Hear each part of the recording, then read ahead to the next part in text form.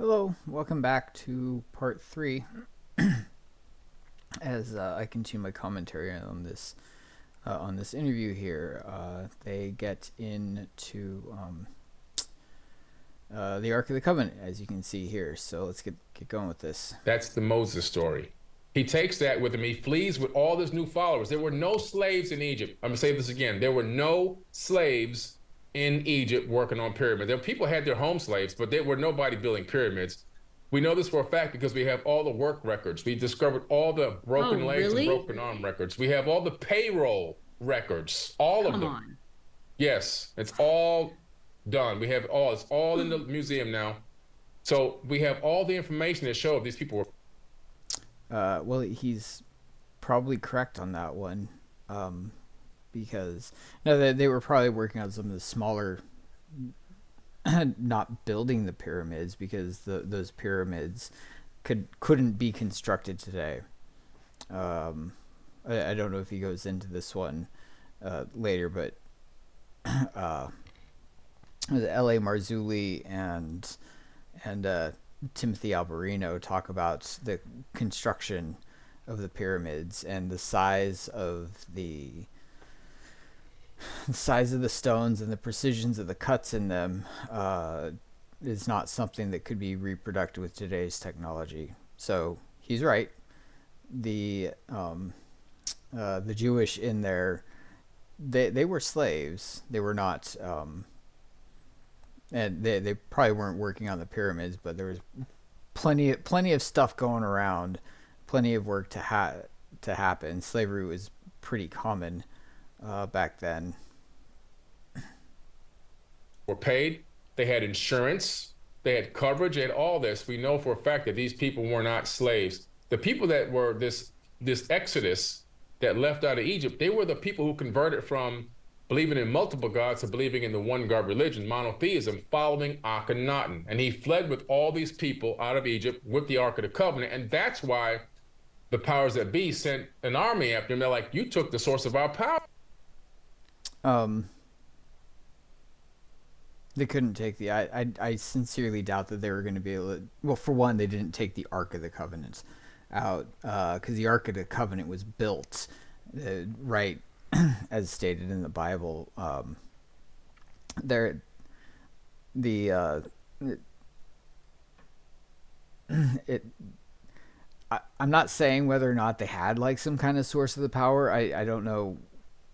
Um, I haven't looked into that much that much into it, but if that something so important was going to be basically powering Egypt, they're not going to leave that unguarded.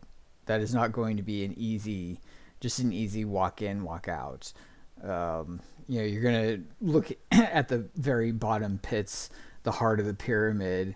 There's gonna be probably guards all over the place. You're not just gonna be able to walk out with it. Power with you. We got to have that. And they fled after him. He never crossed the Red Sea. That's a mistranslation in the Bible. He crossed the Huh. Sea of Reeds, which is a closer, much smaller sea. And when you do the geological rewind, which we have the computer models simulate now, around that. Maybe there are a lot of mistranslations in the Bible that happens. It's not anything. I didn't find it necessarily pertinent or important. I mean, it could have been, but that could also be um, a lie, not from him, but from the tablets that he's reading from. The same time frame that this happened, there was a massive earthquake and a tsunami estimated to be in that region, which means it would have sucked all the water out and would have Sure. come crashing back. So you see how stories get remixed. What's happened Yeah. here was a natural disaster and perfect timing, but they did end up. God's perfect timing. That's all I'm gonna say. Wasn't an accident. Up in the desert with the Ark of the Covenant, which is well noted and documented in biblical text. All right. So, what was the Ark of the Covenant? A super advanced technological machine. It was multi-purposeful. We know this because of the way that it's designed and what it reads, what it says. what it's capable of doing. It's a weapon, but it also has the capability of being a power source. So it does multiple things. And to handle it, you had to have lead. Okay, you had to have these special kind of boots on because it was a capacitor. And some scientists at several universities experimented with recreating the ark using the instructions that are in the Bible. And it Uh-huh. was so powerful they had to shut it down. What? Yeah. This is anybody can Google this. This is like it was mainstream news about maybe 15 years ago. They've done this already. They reproduced it and it actually turned on. What did the cherubs do? What did the angels, the cherubs do? What were The they? cherubims at the top pointing each other. Electricity? Electricity, yes. Exactly. A big spark. When you look up the video on YouTube, you see a big spark jumping across an arc. That's the Yeah, I've looked that up. It explains how the uh, how when built to these specifications, it becomes basically like a static power generator or an ambient energy power generator. It'd be really interesting to find some way to construct like a crude, smaller version of this, like a smaller prototype. I don't think that necessarily it has to be the size that it is. You could create a smaller version of somebody if a hobbyist had that kind of time. But yeah, let's keep going. arc. That's why they call it the arc. It's the arc, which is the electromagnetic arc. No, it's not ARC. It's ARK. The arc. Oh, whoops. Let's get another one. And arc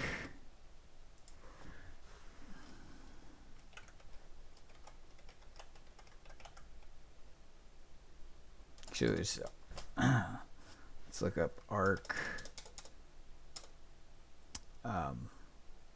definition.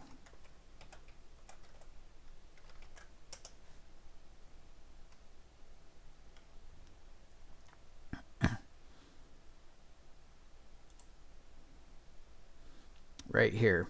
So you have the ark, ship built by Noah, Noah's Ark, a vessel sanctuary that serves protection against extinction, a chest or box. Right there. The box of the covenant, short for Ark of the Covenant, it's Latin or not Latin. I think it's Greek, because the Bible was translated into Greek so that it could be translated across to other languages, because Greek was supposed to, it was designed as kind of being a Rosetta Stone. But the Ark of the Covenant, the box of the covenant, the Noah's Ark, Noah's box. So it's not arc. It has electrical arcs, but that's what it meant. It was the box of the covenant. It jumps from one cherubim to the next. I've also heard that incense and the smoke from it was used to be able to see the energy, be able to see like the electricity and the energy working, that it was part of a way to, and that's kind of where some of the incense became ceremonial. It's like when you see a laser show, they have to put that mist out there. It's the same Yes, like exact thing. light the air. Yes, exactly. Same exact thing. That's exactly what they did. I And also so heard it's there were not, more than one arc too. There wasn't there's just more one than arc. one arc. That is correct. There's more than one arc. There was more than one arc. They've all been taken now, so nobody knows where they are. The last one that we knew of was in Ethiopia at Yeah, an Ethiopian church, yeah. and a guy discovered it there about 7 or 8 years ago, and he went public with it. And then within a year, it was stolen from there because there was no military, no police, no security, just some temple and church priests, guarding it. So they took it very easily, and that was the last one known of that was publicly available. Oh, which reminds me, one of the things that he mentioned going back there when he was saying that it had to be um, handled, like they had to be wearing specially armor in effect, and there's very specific instructions on how to use and carry this. Um, the the story when the ark was eventually stolen by I think it was the Philistines, and while they had it, the Philistines, because they weren't wearing any sort of protection, started coming down with tumors. In the King James, it was translated into hemorrhoids, but it was later. I think that was kind of a mistranslation, because in some of the more recent translations, it was translated to tumors, and they also had a plague of rats that was coming in, and so if you think about it, this thing is going to be radiating whatever kind of radiation it puts out. And if you aren't properly protected from it, you end up, it starts putting cancers, tumors. Like, I don't know if it was nuclear radiation, but whatever kind of radiation is going to cause tumors if you're not properly protected, and end up killing everybody. So if it's killing all these people, and you've got dead and like numerous dead piling up, that's going to attract rats. And when the Philistines returned it, they filled it with golden. They had a goldsmith craft golden tumors and make golden rats and throw it in there. But that, it's interesting, which lends to the power that this contraption can create. So if you decide to create it, bring what was that called? Something to measure radiation. Just to make sure you're not getting radiated if you do decide to actually construct one of these on your own. The rest are probably in some type of a military bunker. I think Graham Hancock did a pretty deep dive on the Ark, and anybody that interacted with the Ark would essentially not want the job because they would die. Yeah, they would die. They would get what looked like radiation sickness. Their eyes would start bleeding, their nose would start bleeding, their nails would fall off. Yep, as I was saying, remember that basically getting a radiation sickness, growing tumors and stuff like that. Very, very fascinating, and it's a very simple design. You don't need gargantuan machinery or anything like that, and it doesn't have any radioactive material in it, but it starts generating, like, whether apparently starts generating some strong form of radiation, not necessarily nuclear, but like, electromagnetic or something strong enough to start causing major health issues. Their skin would boil, their hair would fall out. That sounds like radiation sickness. So what did they use it for in ancient times where it was productive? The Great Pyramid itself is a power generator. That's one of the purposes. That's just one. It was a multifunctional stone computer also, but just for the purposes of this, it was built on top of an aquifer. And the Nile used to run very close to the pyramids on Giza. Now it's way meandered, way off. It used to go up all the temples. All the temples have their ramps, and you can see that it doesn't look like normal steps. Like the water was right up to like all the temples, right? Exactly, right up to them. And the water running underneath the Great Pyramid would run underneath in that aquifer, and that moving water would then run right underneath the solid granite, magnetized granite that was there, crystal granite. Now, when you have running water against magnetized crystal granite, which is the base there, it creates physiostatic electricity. Those ions would get pushed up into the Grand Gallery, and they used to have resonating rods in the slots going up the Grand Gallery. When it got to the King's Chamber, some other type of fusion would happen, and it would then send the energy up through the apex, and the apex, which is now missing, would then transmit it out wirelessly to the obelisk, which then collect this ambient electricity. And if you had a JED, you can pick up this ambient wireless electricity. You can see the JED connected to light bulbs and so forth, like a Ndera. The JED has the 3 or 4 bars on it. Exactly. Fallen angel technology, folks. And so Nikola Tesla copied that same energy power technique with the Wardenclyffe Tower. And so when the water shifted away, began to meander away, and I think it really happened after the last Pyramid War, it broke the stone computer. It broke the stone power generator. And so what they realized was, we could take this Ark and we could put it in this, they made this makeshift granite box, which is not a sarcophagus, because I can't even fit in it. I'm 6'4". I can't lay in it. I fit just fine. I was totally fine. My toning inside of the box sounded great. Nice. But it's definitely not big enough to be a sarcophagus. When you've seen the real ones, they're giant. They're massive. I had to bend my knees. So I knew it wasn't a sarcophagus, but it's the same exact. I measured it. It's the same exact dimensions as what? The Ark of the Covenant. Mm-hmm. Identical dimensions, which means it fit right in that box. And so if you don't have the water, you need something else to arc the power. Perfect location to put it in the king's chamber to send the energy through the apex, so they can keep the wireless energy Free going. So when energy. Akhenaten, yeah, so when Akhenaten took that, he took the power source for Egypt. Sends you right back in time if you don't have power. And also, Exactly. no one would want that right now because Um, yeah, well, I mean, like Akhenaten. I'm pretty certain that Akhenaten wasn't Moses, but and as I said, I doubt Moses actually took that. They did take. They were instructed to take to steal basically a bunch of riches, treasure, things like that when they left. Um, and with that, they made the Ark of the Covenant as per God's instructions. But also, if you take a look, uh,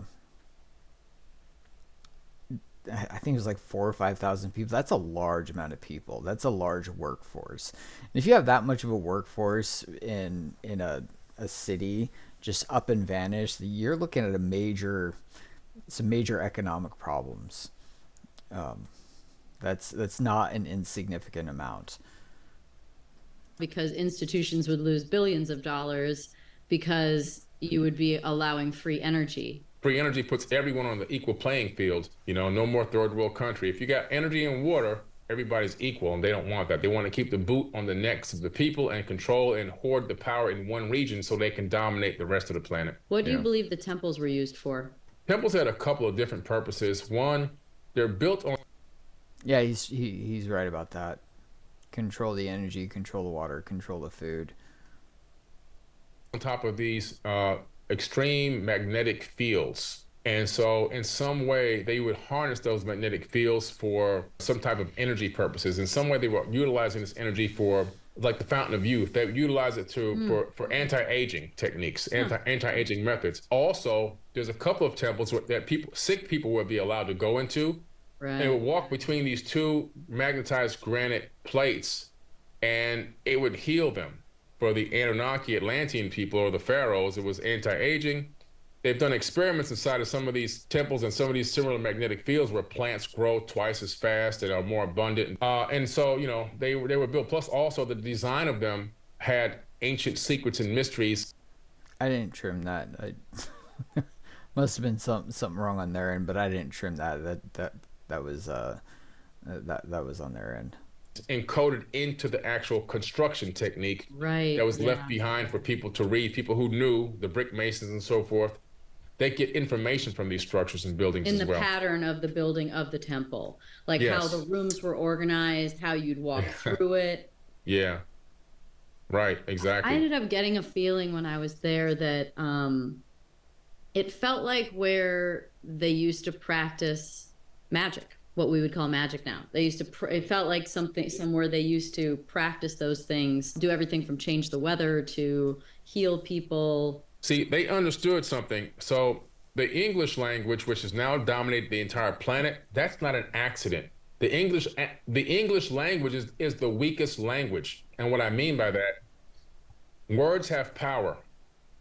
Words can literally affect and change the ether of space-time itself.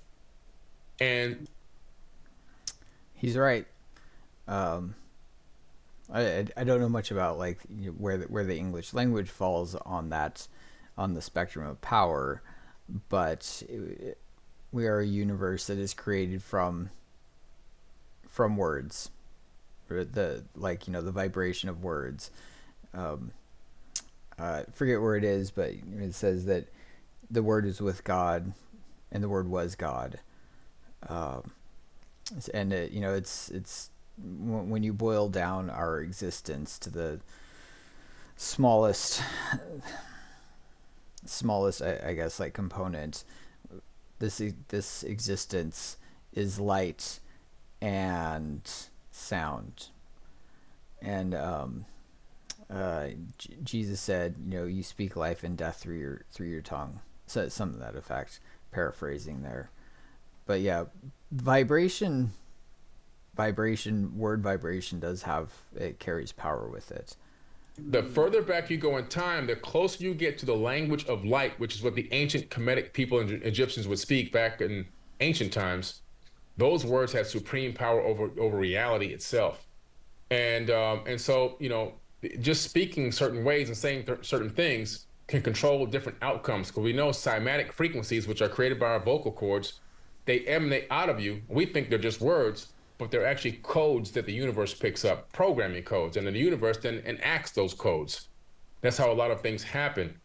And so, This just occurred to me that if you go back to the uh, the time period of Babel and Nimrod, they were all one language.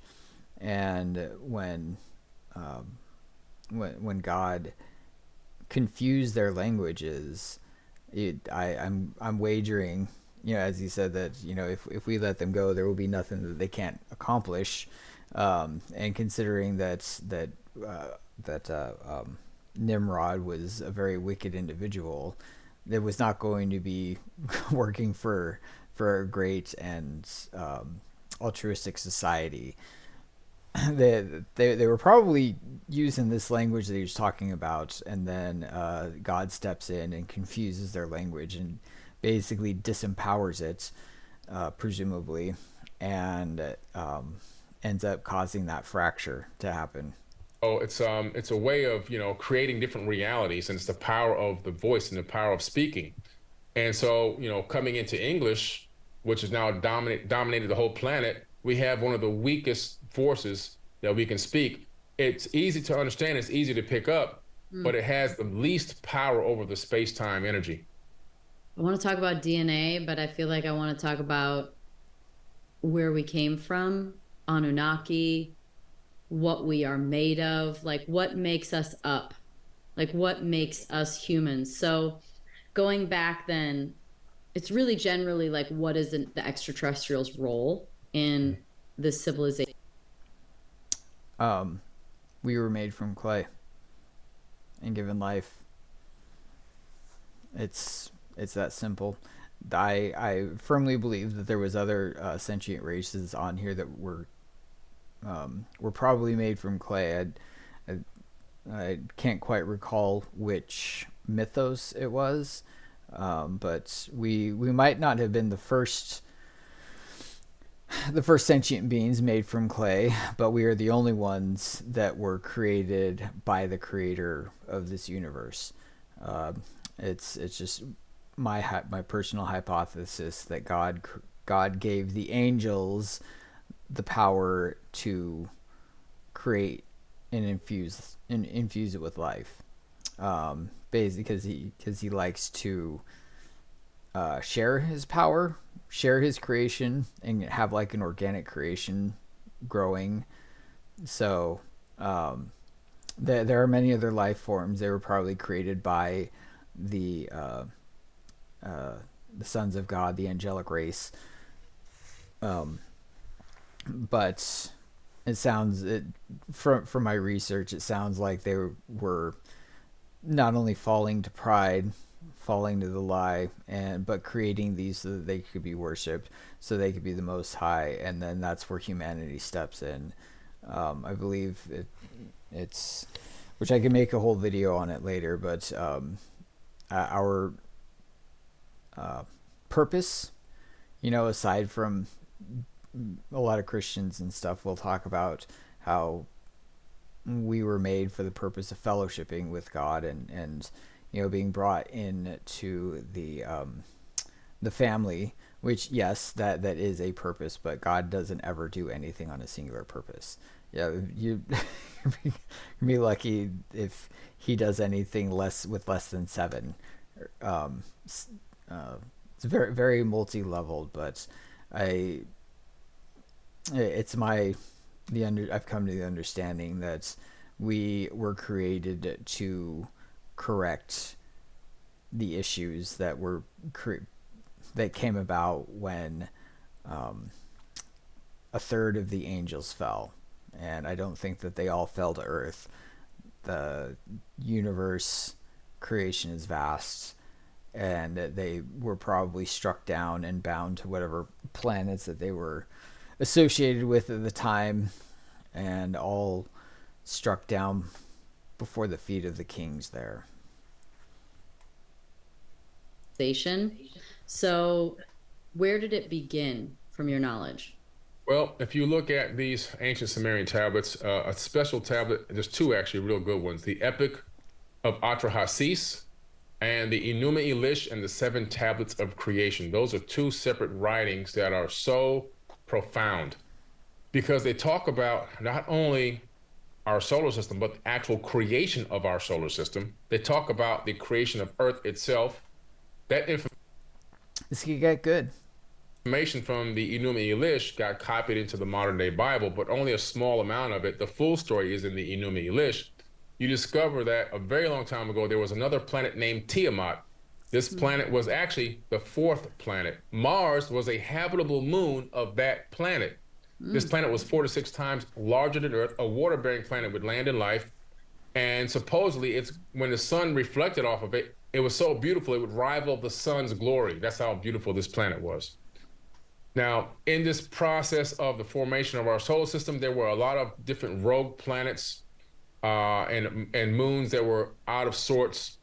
And on this one orbit, this one collided with Tiamat and broke it into pieces.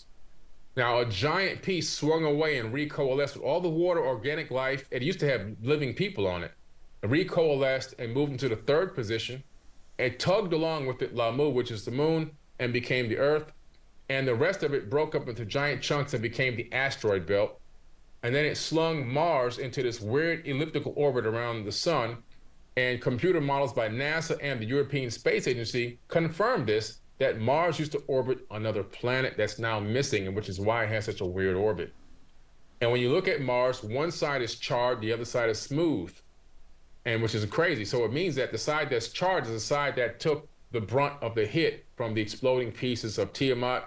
And also Mars's equator is not perfectly straight. It's been shifted about 45 degrees, which means the mass that hit it tugged on the crust and shifted it about 45 degrees. So that's the evidence. That's the circumstantial evidence we have of this planet, the asteroid belt, and the shape that Mars is in right now. And so these people came from. Fascinating. I have to say, I don't see any reason why that wouldn't be true.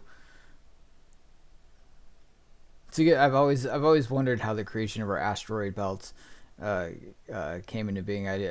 I don't think it's just been there the whole time. I think there's quite a number of theories that it was a former planet that had gotten destroyed, but this what he just stated there seems quite plausible. Another planet that was orbiting our sun.